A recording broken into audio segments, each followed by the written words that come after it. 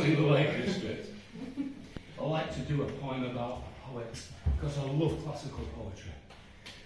Last time I was here, which I can't even remember how long ago it was, I remember doing a poem, which was a very good poem, about a dialogue between William Wordsworth and Thomas de Quincey. And I'm expecting that to be on the GCSE syllabus. But there's been a pandemic, hasn't there, so it's obviously we're taking the time.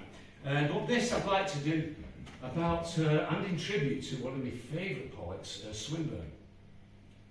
Swinburne, to me, just the images in his poems, the use of rhyme and half rhyme and internal rhyme, it is incredible. To me, he's the forerunner of things like hip-hop and rap, those popular genres. But he's not famous for any of that, Swinburne. You know what he's famous for? He's famous because he had sex with a monkey. All that beautiful poetry, one monkey, and he's stereotyped. The mistake, he's not just famous for having sex with a monkey. He actually boasted about it, he bragged about it. Yeah? Now, if you had sex with a monkey, you keep it quiet, wouldn't you? I would keep it quiet. Not during the act, because I would imagine that's a particularly noisy exchange. But he was like, guess what I did last night?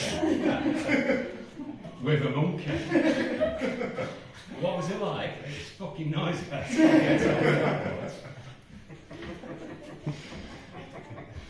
This is called Monkey. Lately, my perfidy and my folly have brought me to such melancholy, serious poems, have brought me to such melancholy, dysthymia and introspection, solitude and sad reflection. The incessant aching of my heart necessitates that I impart this story from the very start, in hope, perchance, of some catharsis. I'm in danger here. I've just realised I've sounded a bit like Les Dawson. I think it's the accent, isn't it? My life had reached a sad impasse. No passion since the distant past. Love's refugee in a desert vast. How long could this cursed celibacy last?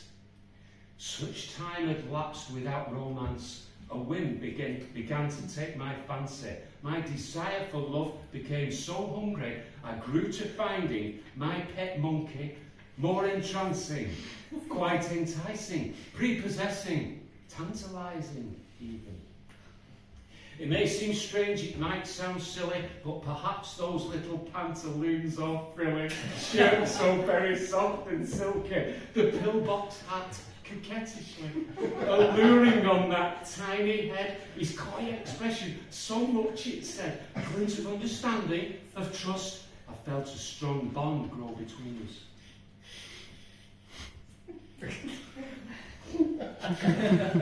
I decided to declare my intent, and after a pleasant afternoon we spent the evening and sat down to dine. We shared a half a coconut of wine.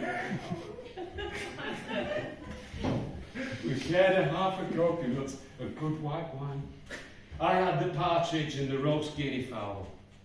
He chose the banana sandwich and the mixed fruit bowl. We dined by candle and the night wore on, and a courtship of sorts begun. The pressing of palms, the brushing of lips, the tangling of arms, the testing of grips. I held his little hairy shoulders and whispered in his ear. The intention of my bursting ardour must have been immensely clear. But with that first deep thrust and kiss, something grievous went amiss. My darling little monkey mister turned into a screaming, shitting, screaming, whooping, wailing, spitting, farting, pooping, snarling, pissing, raging, crazy, nasty, vicious, ungrateful little bastard menace. My manhood recoiled in utter shock as shit and snot and fuck knows what sprayed around my lovely parlour, leaving me with wilted ardour.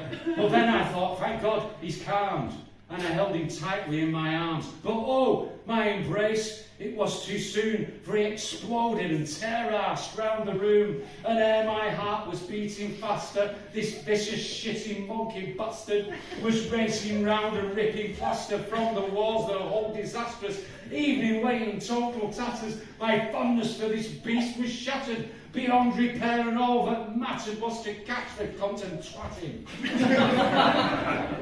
Oh, how I wish I'd never started up that road where love was thwarted. Now wrecked and vexed and broken-hearted, my love shat out across the carpet. He ripped down curtains and upturned the port, hurled the remnants of our lovely supper at my head as if for sport, and fixing me with defiant stare, he went without a care for my poor feelings. Oh, despair has overtaken me, I swear.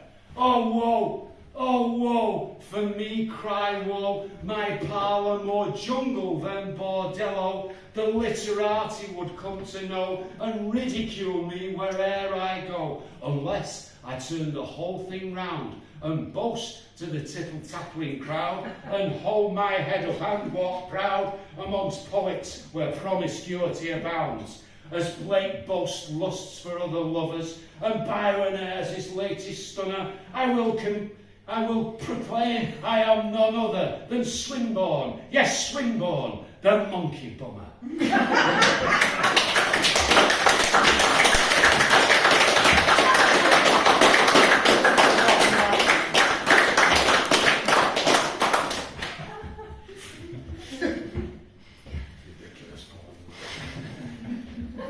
I was going to finish on this next poem, but I'm going to do an extra one for